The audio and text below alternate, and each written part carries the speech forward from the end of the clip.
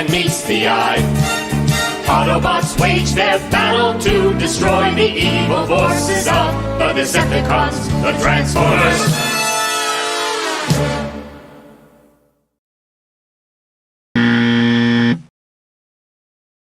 Whoa, who's this? Legendary Heroes? You sure about that guy? Chuckles here looks like your average Pol Pot. Destron leader Romulus? Destron as in destroy? Here's the side of the box. And here's the back. That's a pretty nice portrait for Mr. Dictator. Alright fellas, let's not beat around the bush. This here is a Transformer. Albeit a parody Legendary Heroes version.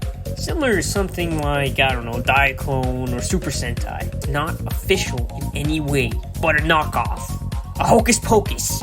A dietary. He seems to be from the QC Pass faction. What a dork. I want to show you a little trick. All you need is the sticker sheet and bada bing bada boom. You got yourselves a Megatron. I didn't place the sticker straight. Whatevs, man. I ain't sweating.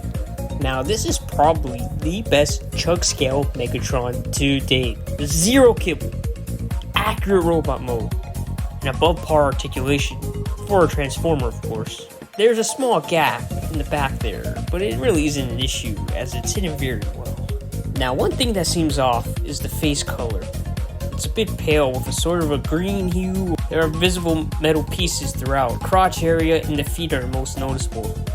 Foot bros, you've won. Despite being tight everywhere else, the torso is pretty loosey-goosey. Head moves side to side. Well, this looks stupid. Looks up pretty far. His arms go all the way up for a Y pose. There are no butterfly joints, and the arms go past 90. You can see some elbow gappage in there.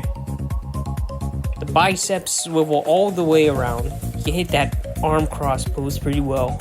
Dude can crunch all the way down and has a waist swivel. Wow! Incredible! He can go even lower if you align him properly, enabling him to fire with his butt cannon. His front and side skirt pieces can lift up. His back one cannot. His leg can go up to 90. Can't move back. Bend at the knee past 90 degrees. You can see some more gappage in there. Leg can swivel. Foot has a pivot and can go up and down. The heel can also move inwards. Forgot to mention the fingers can move. The index and thumb are separate.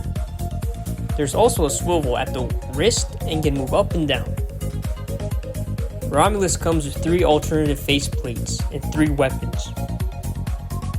In order to swap the faces, you have to pull the top of the helmet up, like so. Aside from his standard face, he also has a happy laughing face, a sad annoyed face, and a smirking face, a pondering face, a Riz face, I don't know. His flail is probably the most disappointing weapon he comes with. Since real chain was used, it can be the same color as the rest of the Energon purple. All you gotta do is pull one of his hands off and insert the whole peg. The peg doesn't go all the way in. The hole is too small for the long peg, that's what she said. It would have benefited from movable plastic chains, as opposed to real ones. This just looks bad to me. The other weapon he comes with is a lightsaber. I don't remember the hilt also being made of Energon. He holds it pretty well, so that's good. Okay, the gun was not an Energon construct. So why is it all purple? Cool details all around though. This fella here is 6.5 inches tall. Here he stands between 2 of the most overrated primes ever. About the same height as the Earthrise, maybe a hair shorter. Much shorter than the Studio series. Here he is next to some Siege bots. Roughly the same height as Optimus, taller than Shockwave. Earthrise, Starscream, and Siege Soundwave. He's taller than both. Siege, Starscream, and Megatron. Taller than Starscream and about the same height as the Siege counterpart. Grimlock and GoBot, Skullface and Hulk. I'm not going to transform this thing because I know it's going to be difficult for someone like me. And I don't hate myself enough. Here is the gun mode. After finishing this, I wanted to put the barrel in my mouth. These instructions were fucking garbage. I removed his hands to make it easier to transform, but it wasn't necessary. And yeah, what else can I say? It's a gun. Fits nicely in the hand. The trigger works. The scope extends and retracts. However, you can't see through the scope. Only thing it's missing is the extended stock. Why would you need a stock for a pistol anyways? What are you, pussy? You got Rick Grimes here firing a Magnum with one free hand. You really need a stock for a lightweight P38. Put the Decepticon logo here too, as it's hidden in the robot mode.